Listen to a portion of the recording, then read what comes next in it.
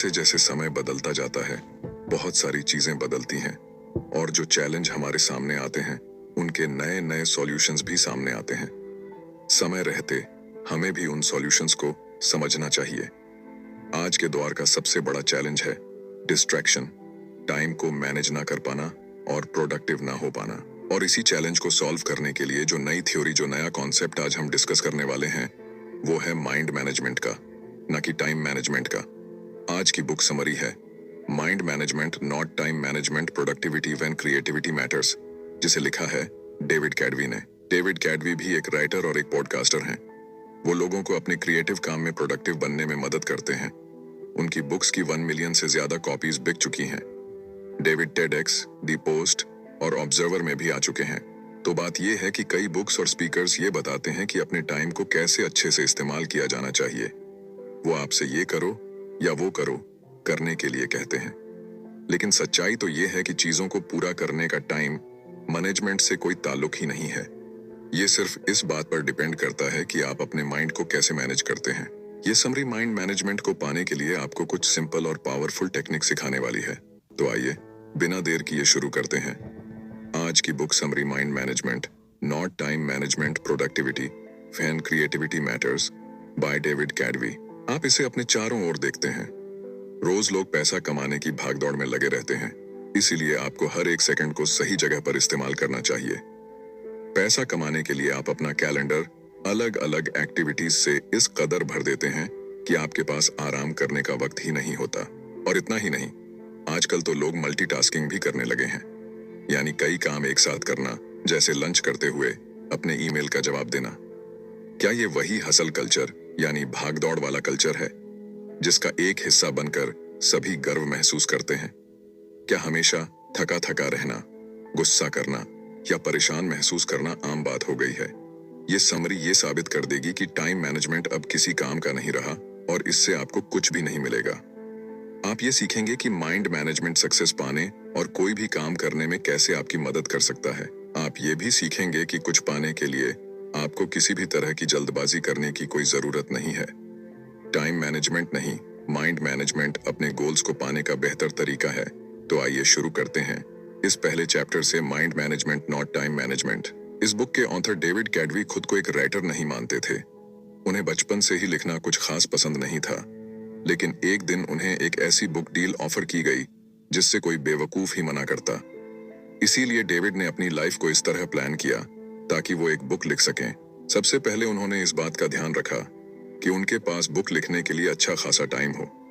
उन्होंने अपने दोस्तों के साथ डिनर और दूसरे प्लान्स को कैंसिल कर दिया, पर इनकी जगह अपने राइटिंग सेशंस को रखने लगे। डेविड ने डेट्स पर जाना भी छोड़ दिया, यहाँ तक कि अपनी ग्रोसरी और खाना भी घर पर डिलीवर करवाने लगे। उन्होंने अपनी बुक लिखने पर फोकस करने के लिए जी जान लगा दी थी। एक राइटर के दिमाग में शब्दों का जैसे एक पिटारा सा होता है, पर वो शब्दों के साथ खेल जाते हैं। लेकिन डेविड के लिए ये सब इतना नेचुरल या आसान नहीं था। जब वो लिखने बैठते तो एक शब्द भी नहीं लिख पाते थे और न जाने कंप्यूटर के सामने बैठे बैठे यूं ही कितने घंटे निकल जाते। फिर उन्हें खुद पर प्रेशर महसूस होने लगा। डेविड को अगले कुछ हफ्तों में बुक का 25% काम खत्म करके पब्लिशर को दिखाना था। अगर वो ऐसा नहीं कर पाते तो डील कैंसिल हो सकती थी। डेविड अपनी फैमिली और दोस्तों को निराश नहीं करना चाहते थे। बड़बड़ाहट में उन्होंने कोस्टा रिका में एक रिट्रीट ज्वाइन करने का मन बनाया। वो ये बात अच्छे से जानते थे कि वहां जाकर भी वो कुछ नहीं लिख पाएंगे। क्या इसका मतलब ये है कि रिट्रीट ज्वाइन करने से उन्हें पछतावा हुआ था? बिल्कुल हुआ था, लेकिन डेविड ने सोचा कि जगह बदलने से शायद उन्हें राइटर्स ब्लॉक से बाहर निकलने में मदद मिलेगी। डेविड को रिट्रीट के लिए हाँ कहने के बाद पछतावा होने लगा और वो अपने घर से बाहर निकल गए। वो अपनी फ्रस्ट्रेशन को दूर करना चाहते थे। तब उनकी मुलाकात डिएगो से हुई। वो रोड के दूसरी तरफ थे जब उन्होंने डेविड को इस तरह बुलाया जैसे मानो वो दोनों दोस्त थे। डिएगो ने हाथ से इशारा करते हुए डेविड को बुलाया और उनसे स्पेनिश में बात करने लगे। डेविड एक बेवकूफ की तरह नहीं दिखना चाहते थे, इसलिए उन्होंने डेगो की बात का जवाब दिया। उनसे बात करने पर डेविड को पता चला कि डेगो ऐसे ही कुछ बात करना चाहता था। उन्हें बीच पर घूमना और बारिश का मौसम बेहद पसंद था। उनकी बातें ज्यादा लंबी तो नहीं चली, लेकिन डेविड को इसके बाद काफी अच्छा महसूस हो रहा था। जब डेविड घर लौटे तो दोबारा कंप्यूटर के सामने बैठ गए। अगले 1 घंटे में डेविड पहला चैप्टर लिखने में कामयाब रहे। इससे डेविड को समझ में आया कि ऐसा क्या हुआ था जिससे वो लिख पाने में कामयाब रहे थे। इसकी वजह लिखने के लिए समय निकालना नहीं था। टाइम मैनेजमेंट अब इफेक्टिव यानी कारगर नहीं रहा है। आपको टाइम की नहीं बल्कि लिखने के लिए सही मेंटल स्टेट में होने की जरूरत है। इसे ही डेविड माइंड मैनेजमेंट कहते हैं। माइंड मैनेजमेंट का मतलब है अपनी क्रिएटिव एनर्जी को प्रायोरिटी देना, लेकिन ये आपका वक्त भी जाया कर सकता है। आपने कभी अपनी लंबी टू डू लिस्ट को देखकर जीरो मोटिवेशन महसूस किया है? ऐसा हम सभी के साथ होता है। फिर भी माइंड मैनेजमेंट से आप इस मुश्किल से निकल सकते हैं। माइंड मैनेजमेंट का मतलब है किसी काम या प्रॉब्लम को अलग नजरिए से देखना। टाइम मैनेजमेंट में आप खुद से ये पूछते हैं कि अभी मैं क्या कर सकता हूँ। ज्यादातर समय इस सवाल की वजह से आप टाल मटोल करने लगते हैं। आप ये जानते हैं कि आपको कुछ करने के लिए आपके पास फोकस और मोटिवेशन नहीं होता है। दूसरी तरफ माइंड मैनेजमेंट में आप खुद से पूछते हैं कि अभी मैं कौन सा काम करने के मूड में हूँ, पर मुझे ऐसा क्या करना चाहिए जो मेरे मूड के साथ फिट हो सके। अपने काम को पूरा करने का सबसे अच्छा तरीका है कि आपका मेंटल स्टेट और वो काम दोनों एक दूसरे के साथ मैच करना चाहिए। इससे एनर्जी और वक्त जैसे रिसोर्सेज वेस्ट नहीं होते। नेक्स्ट चैप्टर है क्रिएटिव स्वीट स्पॉट। क्रिएटिव होना कोई ऐसी चीज नहीं है जो आसानी से आपके अंदर आ जाती है। ये कोई ग्रोसरी नहीं है जिसे आप खरीद कर ला सकते हैं। क्रिएटिविटी की प्रोसेस में वक्त लगता है। कोई कहानी सुनाने, गाना लिखने या फिर एक पेंटिंग बनाने के लिए आपका स्टेट ऑफ माइंड सही होना बहुत जरूरी है। डेविड क्रिएटिव मोड में घुसने के लिए 2 तरह की थिंकिंग का इस्तेमाल करते हैं, जो है डाइवर्सन थिंकिंग और कन्वर्शन थिंकिंग। डाइवर्जेंट थिंकिंग तब होती है जब आपके थॉट्स यानी विचार बिखरे हुए होते हैं। इसमें आपका ध्यान कई चीजों पर होता है। जब आप इन अलग अलग थॉट्स को जोड़ देते हैं तो इसे कन्वर्जेंट थिंकिंग कहते हैं। तब राइटिंग का ही एग्जाम्पल ले लीजिए। आप कुछ कहना चाहते हैं, लेकिन उसे कहने के लिए आपके पास कई तरीके हैं। पहला, आप कहना क्या चाहते हैं? क्या आप इसे फॉर्मल तौर पर कहना चाहते हैं या फिर ऐसा कहना चाहते हैं जैसे आप एक दोस्त से बात कर रहे हो? क्या आप इसे कोई नाम नहीं देना चाहते या फिर आप सभी को यह बता देना चाहते हैं कि इसे आपने लिखा है? इसे डाइवर्जेंट थिंकिंग कहते हैं। कन्वर्शन थिंकिंग उसे कहते हैं जब आप अपने ऑप्शंस में से किसी एक को चुनते हैं। जैसे मान लीजिए कि आप अपने पहले प्यार के बारे में लिखना चाहते हैं। आप अपने रीडर्स के लिए अपनी राइटिंग के टोन को एक दोस्त की तरह पेश करना चाहते हैं।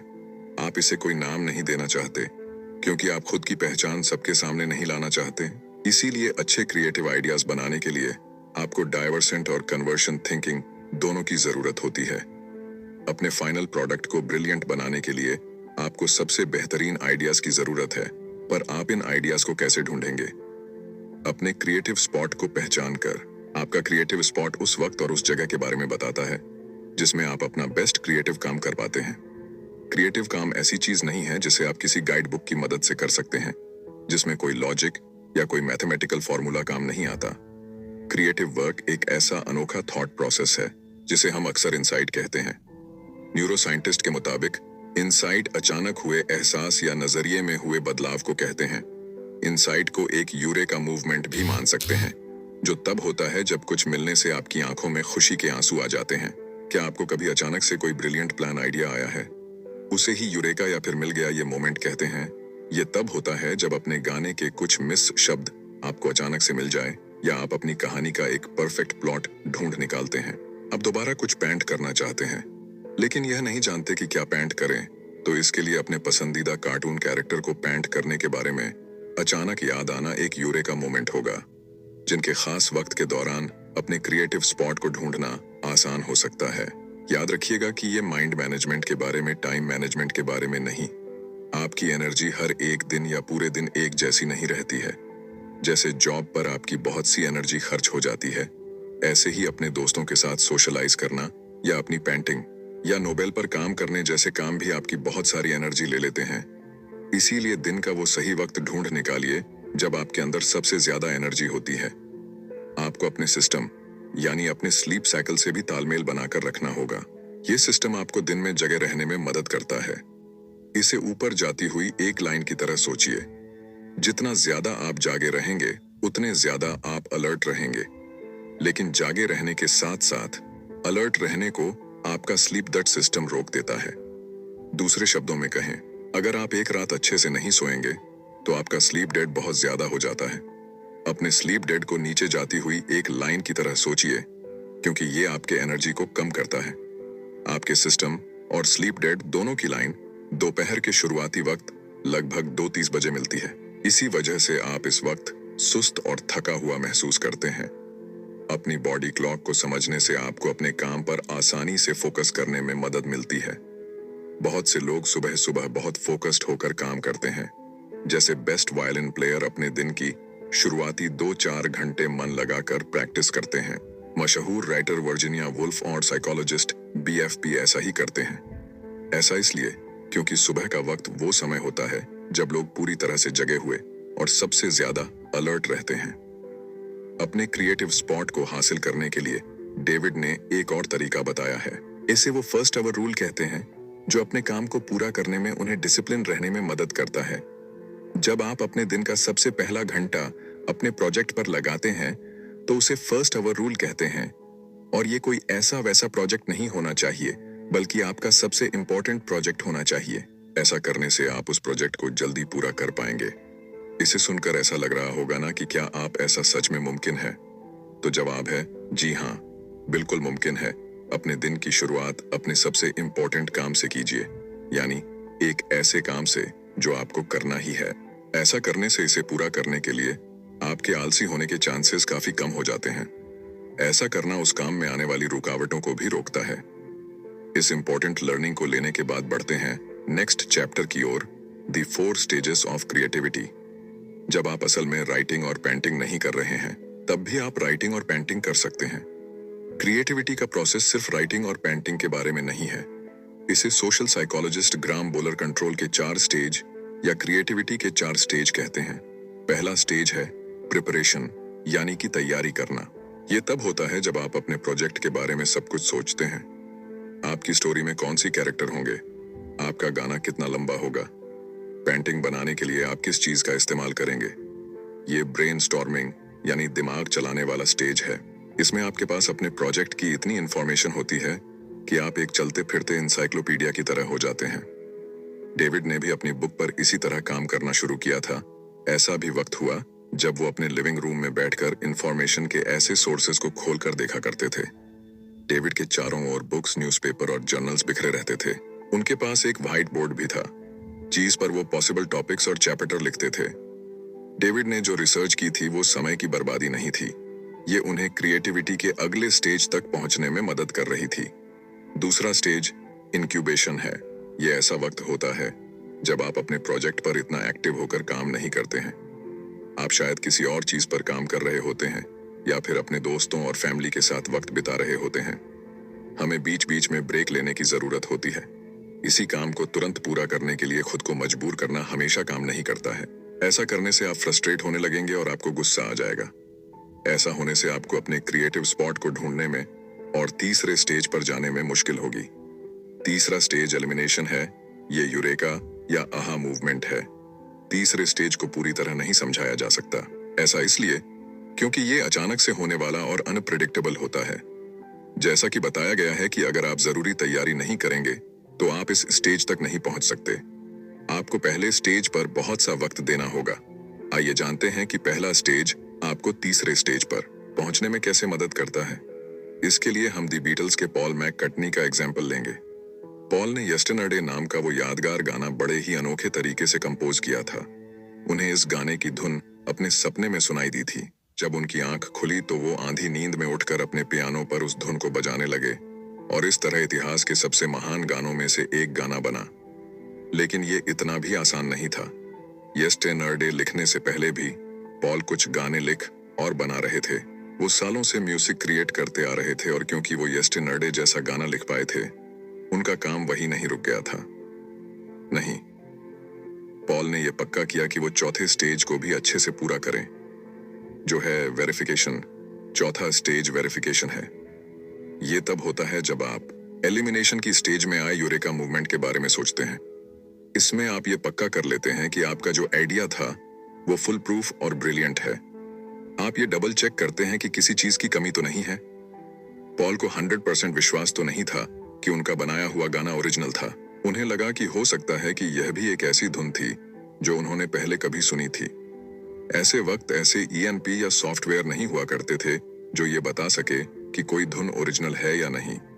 इसीलिए पॉल ने 1.5 साल इस बात को पक्का करने में ही लगा दिया कि वो धुन उनकी खुद की थी या नहीं। इसी दौरान उन्होंने अपने गाने को बदलने के लिए उसके लिरिक्स, ट्यून और अरेंजमेंट को सुधारने पर काफी काम किया। अगर आप क्रिएटिविटी के हर स्टेज में अपना वक्त नहीं लगाएंगे तो आप कभी कोई मास्टरपीस नहीं बना सकते। आपको इस पूरे प्रोसेसर के हर स्टेज से होकर गुजरना होगा। नेक्स्ट चैप्टर है दी 7 mental state of creative work. David का कोई स्ट्रिक्ट यानी रूल नहीं था, लेकिन उनके पास करने के लिए ऐसे काम और जाने के लिए ऐसी जगह थी जो उन्हें लिखने के सही मूड में लाने में मदद करते थे। अपनी छोटी सी नोटबुक में कुछ लिखने के लिए वो जॉन हैंकॉक सेंटर के 19 5th फ्लोर पर जाते थे।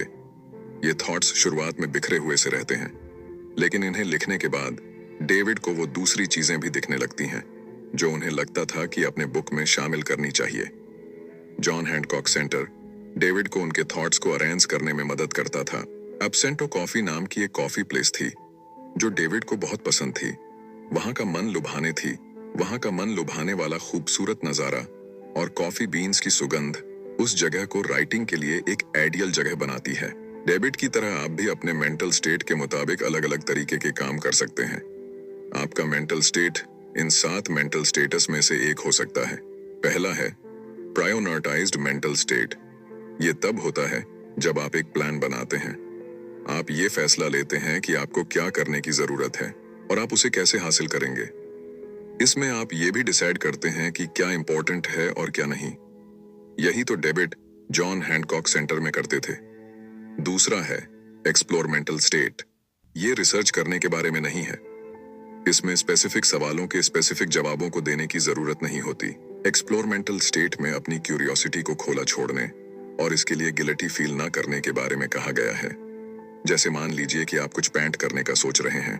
आपको क्या पेंट करना है, आप इस बात पर रिसर्च करते हैं, लेकिन इस चक्कर में आप पेंटिंग की हिस्ट्री पर एक पूरी डॉक्यूमेंट्री देख डालते हैं। आप अपनी क्यूरियोसिटी को फ्री छोड़ देते हैं, यानी आजाद कर देते हैं। तीसरा है रिसर्च मेंटल स्टेट। ये ऐसी जगह है जहां आप स्पेसिफिक सवाल और उसके जवाब ढूंढते हैं। डेविड ज्यादातर वक्त इसी स्टेट में रहते हैं।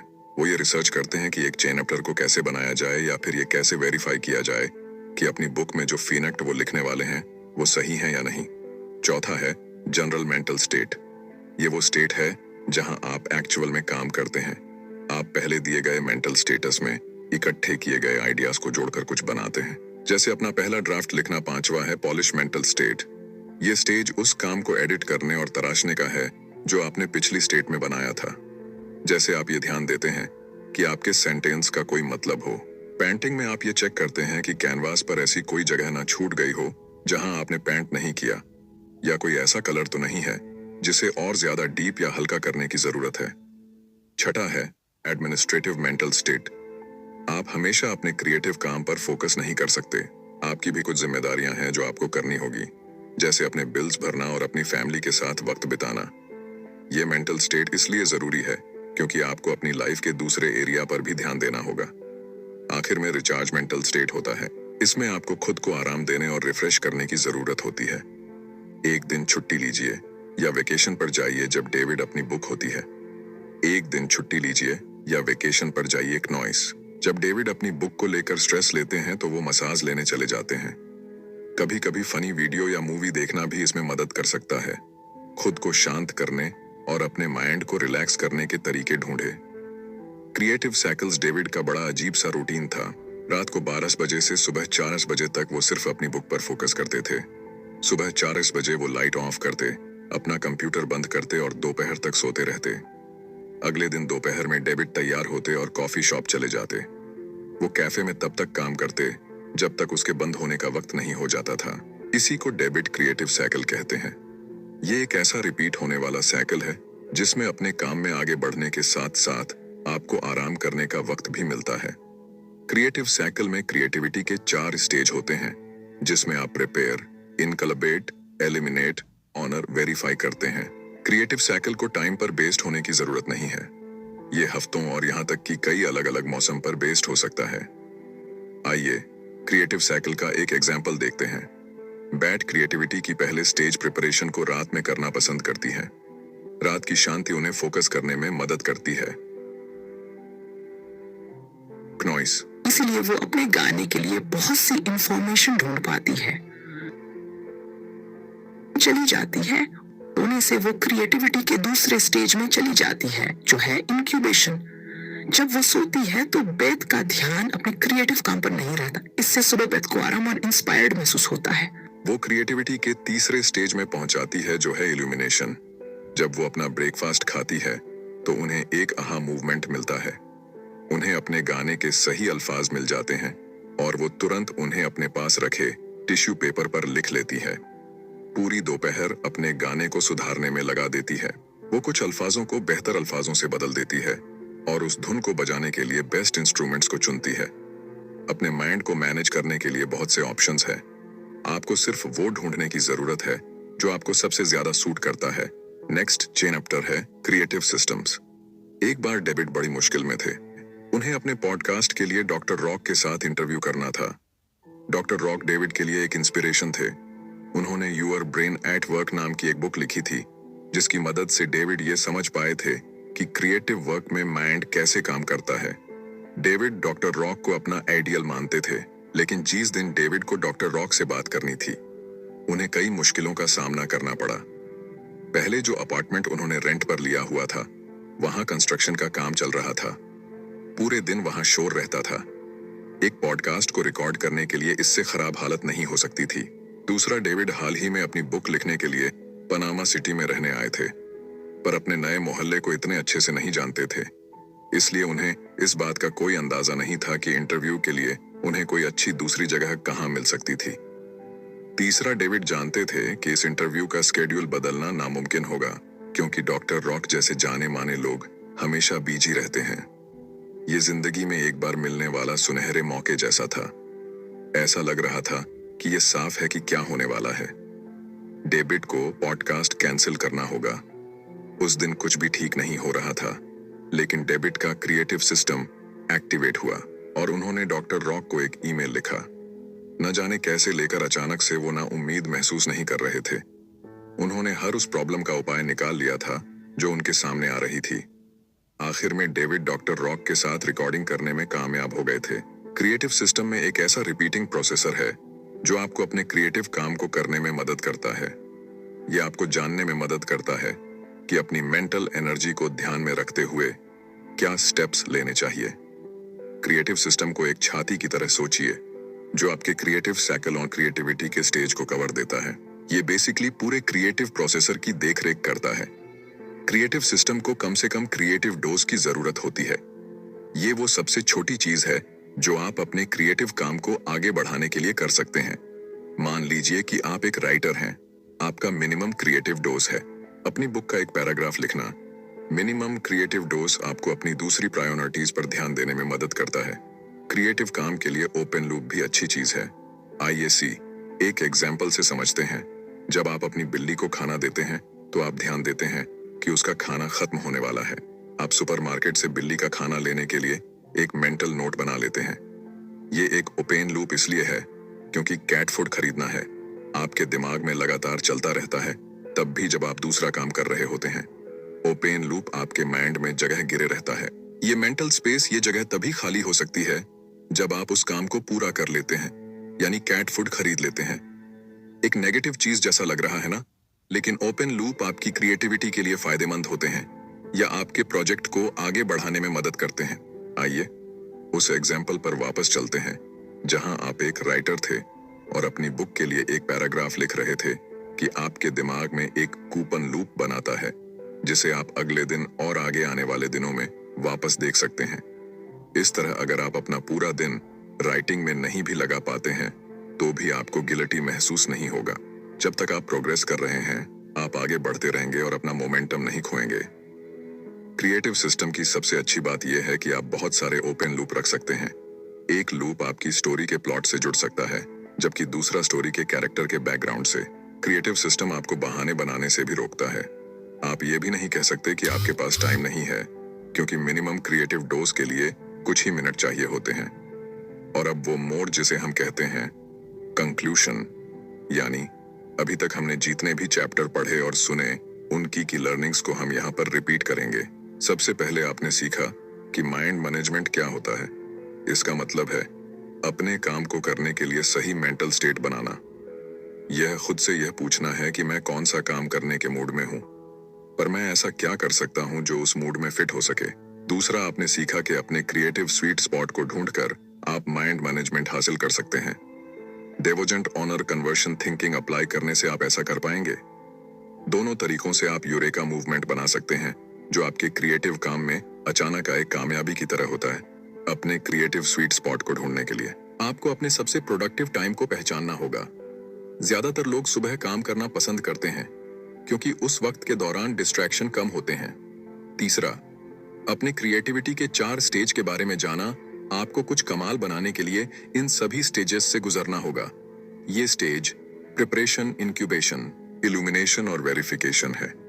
चौथा, अपने क्रिएटिव काम के साथ मेंटल स्टेटस के बारे में जाना। ये स्टेट आपको क्रिएटिविटी के 4 स्टेज को पूरा करने में मदद करते हैं। ये 7 मेंटल स्टेट है: priorities explore, research generate, polish administrate और रिचार्ज। पांचवा, आपने क्रिएटिव साइकिल के बारे में जाना। ये क्रिएटिव काम करने और आराम करने के लिए टाइम निकालने का रिपीटिंग साइकिल है। क्रिएटिव साइकिल ये डिसाइड करता है कि कौन सा टाइम फ्रेम आपके लिए काम करता है, भले ही वो हफ्ता, महीना या कोई सीजन ही क्यों ना हो। क्नॉइस। छठा, अपने क्रिएटिव सिस्टम के बारे में जानना। ये क्रिएटिविटी के 4 स्टेज और क्रिएटिव साइकिल की देखरेख करता है। ये एक ऐसा रिपीटिंग प्रोसेसर है जो आपको क्या स्टेप्स लेने चाहिए या उन्हें कैसा करना चाहिए जैसे सवालों के जवाब ढूंढने में मदद करता है। आज पूरी दुनिया भागती हुई जिंदगी की आंधी हो गई है। इसमें सभी जल्द से ज्यादा काम करने में लगे हुए हैं, लेकिन चीजों को धीरे धीरे करने का अलग ही मजा है। तो उस प्रोसेसर को एंजॉय कीजिए और जल्दबाजी मत कीजिए। जैसे कि कहावत है कि बड़ी चीजें उन्हीं को मिलती है जो उसके लिए इंतजार करते हैं, और इसी बात को हमारे वेदों में कहा गया है कि धैर्यता में ही विजय है। कि डिस्ट्रैक्शन के दौर में अपनी क्रिएटिविटी को बढ़ाने के लिए, खुद को फोकस रखने के लिए ये जितने भी टूल्स और लर्निंग आपको मिली वो आपके लिए इनवैल्यूएबल साबित होंगी और आप इन्हें अपनी लाइफ में इम्प्लीमेंट भी करेंगे।